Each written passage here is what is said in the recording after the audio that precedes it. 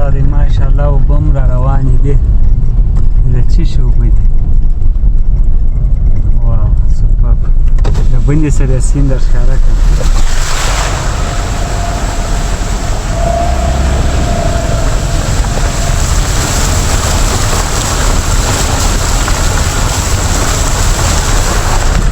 څنګه سیند خوند یې وکړي واو کالي مې په خراب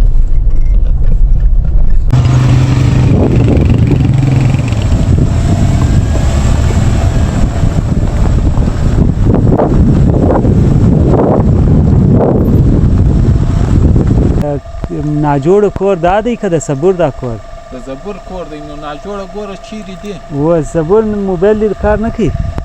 موبایل